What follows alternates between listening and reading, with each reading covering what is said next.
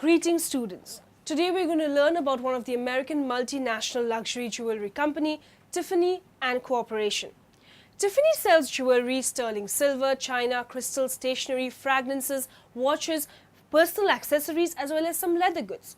Let us know this company in a much better way.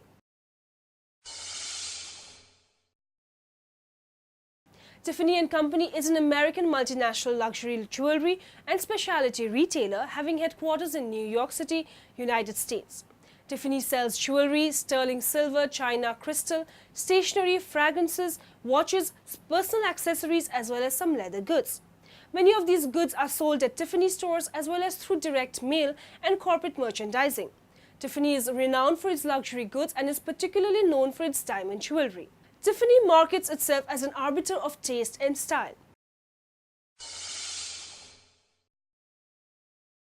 Tiffany was the first American company to employ the British silver standard 92% pure. Largely through the efforts of Charles Lewis Tiffany, this standard was adopted by the US government. Tiffany Company had become the America's premier silversmith and purveyor of jewels and dime pieces. At the turn of the 20th century, the company had more than 1,000 employees and branches in London, Paris and Geneva. In 1878, Tiffany acquired one of the world's largest and finest fancy yellow diamonds from the Kimberley diamond mines in South Africa. The legacy of Tiffany design is rich told in the annual Blue Book collection featuring Tiffany's and the world's most spectacular jewels. In 1886, Tiffany introduced the engagement ring as we know it today. Previously, diamond rings were set in bezels, but Mr. Tiffany's ring was designed to highlight brilliant cut diamonds by lifting the stone off the band into the light. The company's exhibit at the 1889 Paris Fair was heralded as the most extraordinary collection of jewels ever produced by an American jewelry house. Tiffany produced an equally praiseworthy collection for the 1900 Paris Fair, along with magnificent silver pieces based on Native American designs.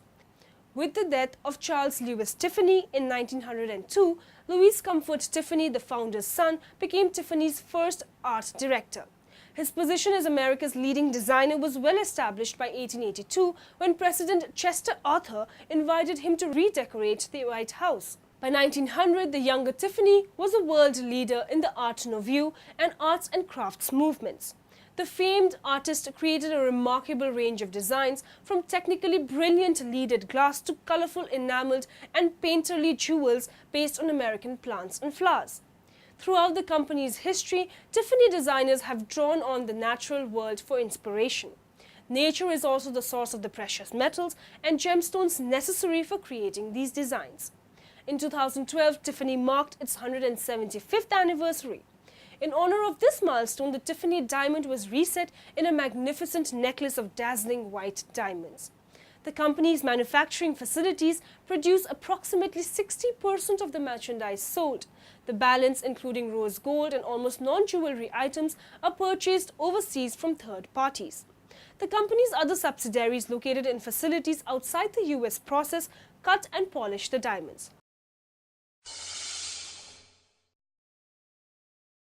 After the initial Blue Book, Tiffany catalog was published in 1845. Tiffany continued to use its catalog as an advertisement strategy.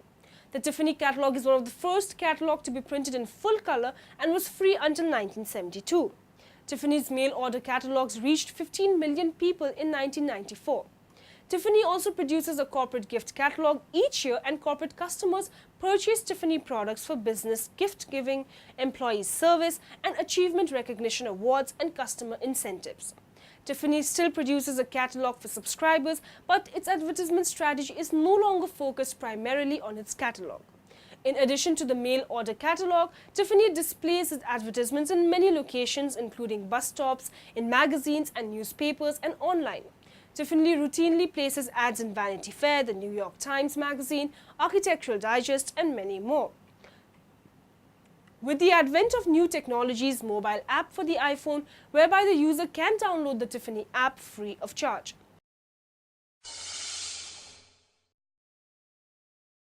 Diamonds. George Frederick Kunz, a Tiffany's gemologist, was instrumental in the international adoption of the metric carat as a weight standard for gems, and the Tiffany standard for sterling and platinum have been adopted as US standards. The 128.54 carats or 25.708 grams Tiffany yellow diamond is usually on display in the New York City flagship store. In November 2012, Tiffany Company negotiated a 3-year contract to purchase diamonds from Russia's Alrosa for $60 million annually. At the time of the Alrosa deal, the company held contracts with diamond mines in Australia, Botswana, Canada, and Namibia.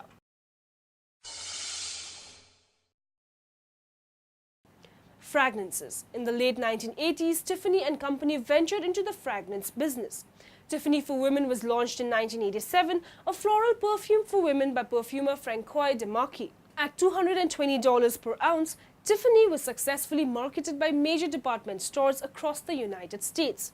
Tiffany's is the maker of the Vince Lombardi Trophy, made annually to be awarded to the NFL team that wins the Super Bowl that year.